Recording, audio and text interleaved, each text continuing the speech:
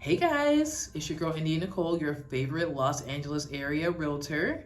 And yeah, I'm back with a third installment now of my previous two videos, pretty much regarding how my first transaction went. So this video, and you guys are probably wondering like, okay, like what's this video about? I already talked about the whole transaction, how the open house went. Now I'm gonna get into my commission and what happened with that.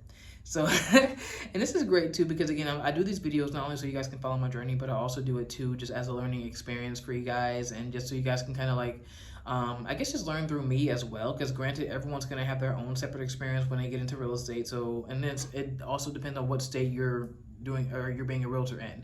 So but yeah, long story short, I'm going to touch bases just about, again, this all goes into my last two videos as far as my very first ever transaction. So yeah, as you guys know, I did close last week because again, it's still December 1st here. So I closed last week on my very first ever transaction, yay me, which was a listing. So I represented the seller.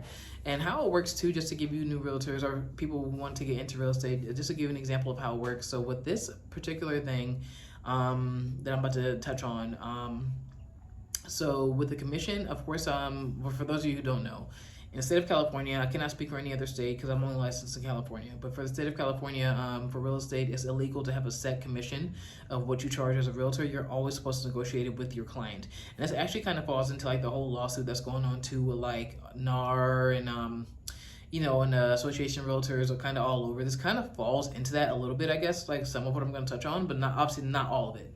But in a nutshell, when you negotiate the commission, you usually negotiate it, and then there's usually a split. You as a selling agent would get a certain amount, and then you as not you, excuse me, you as a selling agent would get a certain amount, and then of course the other portion will go ahead and be given to the buyer's agent. That's pretty much what attracts the buyers to the property, is knowing that if you have an agent that's representing a buyer, here's the thing, I'm not saying all buyers agents go solely off of who offers them more commission. They have to go off of what their client wants to see in the property that they want to buy, as a heads up. So I just want to get that thrown out there. I'm not trying to make this all about money, but this particular video is about money, so I just had to put that out there. But to make a long story short, I'm not going to go into too much detail with my transaction as far as what my client and I discussed, because I feel like that's personal.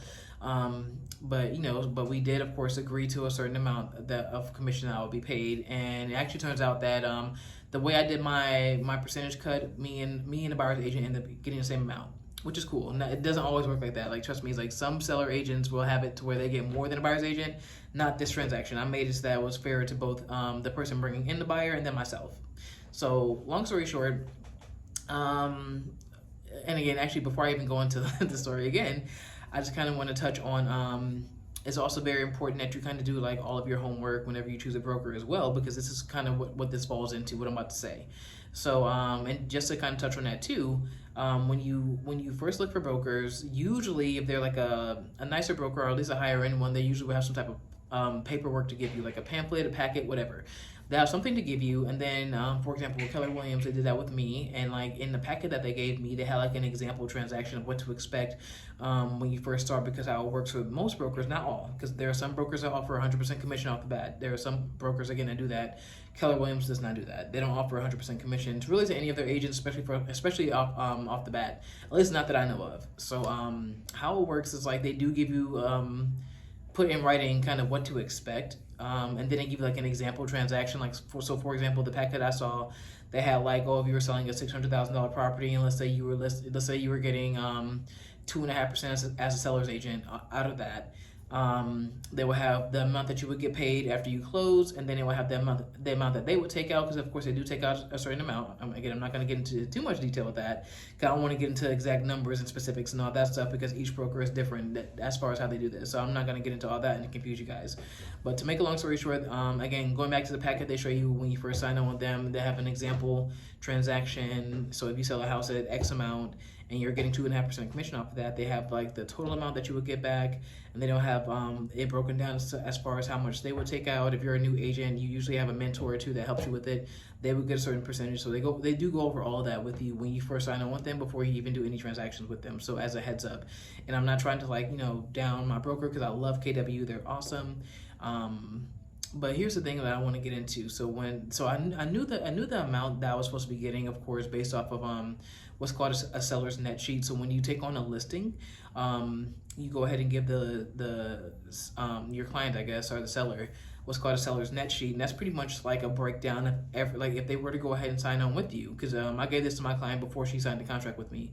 But if you were to sign on with me, this is what you can expect to take home. This is what you can expect to get out of this sale once everything's said and done, once it's sold, and that includes like things taken out for title, taxes, escrow, buyer, seller's commission, like all that stuff is on this sheet. Okay, so that the sellers do have this. Excuse me, they're supposed to have this sheet presented to them before they actually sign with you, so they can know what to expect. Because obviously, no one likes surprises, right? No one wants to be surprised financially, right? So based off of what I gave her, I knew what I would be taking home as her agent, right? And the thing is, I know that, but my broker is going to take something out, and I know that a certain portion is going to be going to my mentor too, because she's going to be helping me with the transaction, because again, it's my first ever transaction. So to make a long story short, we luckily did end up going into escrow after only 7 days on the market. Yay. For a 17K over asking. So obviously that means that I'm getting more commission, because the person who purchased her property ended up paying more for it than what we were asking for, which was great. That happens usually a lot all over the country. People usually end up paying over asking. Sometimes you can get it under asking if it's been sitting on the market for a while, but for the most part, you usually do end up paying over asking. So long story short, my commission went up didn't go up by that much. It went up by like a few $100 more than what I was supposed to get, which was great, because it did put me at like a nice like little a nice amount. So, and again, I knew I was not going to take home that entire amount because of what I had to kind of give to my broker and my mentor, right? So I guess I say all this to say that because we were supposed to close in 21 days, it ended up taking us a little bit more than 21 days. It took us about 30 days to close, and the thing about that is, with it taking us 30 days to close, it was totally fine, because we actually ended up closing right before Thanksgiving, so just in time for Black Friday turn up. but no, yeah, everyone was happy with that. I haven't spoke to the buyer at all, because of course I wasn't representing them. They had their own agent, but I'm sure the buyer was happy. My client was happy. I was happy. So we were all happy, right? So in this case, when I did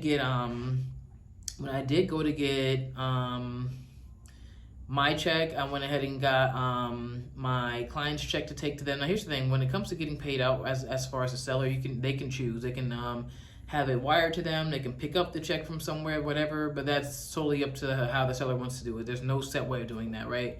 But in this case, I went ahead and took my client her money, and then I went ahead and got my check the same time of that. I wanted to take my client her check, right? So I'm not gonna lie, you guys. When they gave me the breakdown, because also each broker, they should give you a breakdown of after you close the transaction of what all came out of your commission, if anything came out, right? So when they gave me that, I was like a little confused, because there was some miscommunication that me and the broker kind of discussed. It was just me being confused about some things. But to make a long story short, I ended up walking away with literally only about half of what I thought I was going to walk away with. And when I say half of what I thought I was going to walk away with, I really mean half of the commission that I thought that I was supposed to get. And the thing about the reason why I'm even making this video is because you always want to be clear on exactly how much is going to be coming out as an agent of your commission, especially when you're with a bigger broker like KW, because obviously they're one of the biggest brokers in the country. So it's like of course, they're going to take something out of your commission. Like there are some smaller brokers that may offer 100% commission, but they also offer no help. So if you're a newer agent, you may not get the mentorship, you may not get the classes, you may not even have anyone help you with your transaction at all if they're not getting anything out of it. So that's the thing too. That's just kind of like, and again, I know all this, so I was expecting them to take something out, but it's just I kind of got the percentages that they were going to be taking out mixed up. And now granted, the amount I thought I was going to get, it was off by like about $1,000 or so it wasn't like too bad as far as what I got, because like I said, I still walked away with over half of the commission that was that it said I was going to get based off of the sale of the property, right? So I don't know how to say this. I guess what I'm trying to say is like I'm still happy I made out with a decent amount because like I said, luckily I ended up selling for 405. So but again, the whole thing is you always want to be clear about that with your broker, and that's also why again it's very important that you kind of make the right decision when it comes to your broker. Because for example, for me, I'm about my money, period. Like all day, every day, I'm about my finances, and that's one thing I do not play with is other people's money, and I don't play when it comes to my money. So it's like that's why I always say make sure you are like you do your due diligence, do your homework, and then you just simply ask them like say, hey, like let's say you do have a listing at a broker, and then you guys do get like an offer accept, or you guys do end up accepting an offer that is over asking. You always kind of want to be clear. I don't care if you have to go to like the head of your broker, like go to them and ask them, so this is the amount that we're accepting on, this is the amount we're going to close on, given that everything works out, what am I expected to take home when everything's said and done. Talk to someone about that first, you guys, because again, that way, because that's the one thing about me, I don't like surprises. I don't like being surprised especially when it comes to money. Like I don't like being surprised. I mean, I don't mind regular surprises or whatever. Like if you want to like surprise me with something else, that's great. But like as far as like when it comes to money, I don't want to be surprised in that form or that way. I always want to go ahead and know what I'm going to be getting paid, because again, I'm about my money, period. Like like I need to know what I'm taking home from this. So again, it wasn't necessarily a bad thing, but it was just more so like a thing. Like it's like one of those But but yeah, like I said, like ultimately, and also as a heads up too, I do want to put this out there. For newer agents, they do take out more because for example, like depending on who you sign with, if again, if you sign with a big commercial broker like KW, they may have it to where your first few transactions you have to work with somebody, and therefore they're getting a cut, which means more is being taken out of your commission. Whatever, like that's fine, because obviously if you get so many transactions within a year, you then and then also a lot of brokers have it too, to where if you cap a certain amount, like let's say you reach a certain amount of like commission or like or something like that, then you actually get to keep 100% of it after you hit a certain amount. So luckily here at my broker, they have that to where you have to hit a certain amount, which is luckily not that much. It's really not that much at all. And then you also have to go through so many transactions, and then you'll be able to keep 100% of your commission going forward, which is great. That's great. So I'm okay with that. But again, it's just like with my first ever transaction, the only thing I kind of was wary about was like just being surprised about it, and kind of wondering like I guess I will take responsibility for that, because I should have done more of my due diligence, because I did ask my mentor, hey, how much are you taking out? How much am I getting? She couldn't give me a straight answer because she's not the one that actually writes the checks. There's actually somebody else here at the broker that actually processes the checks, and she takes everything out that's supposed to be taken out. It's like a separate person. So I should have went to that person from the beginning, the second we were close to closing, but I waited to the day of closing to go to this particular person. So I will take responsibility on that. But aside from that, like I said, just do your due diligence when you do choose your broker. Again, if you go with a more commercial broker, just know that they are going to take more out than like, let's say like a smaller broker, because obviously they have way more expenses than your smaller broker, than your mom and pop broker. But the only thing about it is you also have to consider like the downside. If they do give you 100% of your commission, that means that they're not probably going to help you hardly at all, if at all. So but yeah, just something to kind of be wary about. But if you have any questions about anything else, of course, I have my contact information down below. And of course, like all of my other videos, please like and subscribe. Please, please, please, please like this video. Share with your friends. If you're a new realtor and you just want to kind of talk to me about anything, definitely hit me up. Again, I'm a realtor in the Los Angeles area. So if you know anyone out here who wants to buy or sell or even lease, because I am open to working with people as far as finding rentals. If you know anyone who wants to buy, sell, or lease, please go ahead and hit your girl up. And until next time, I will see you guys later.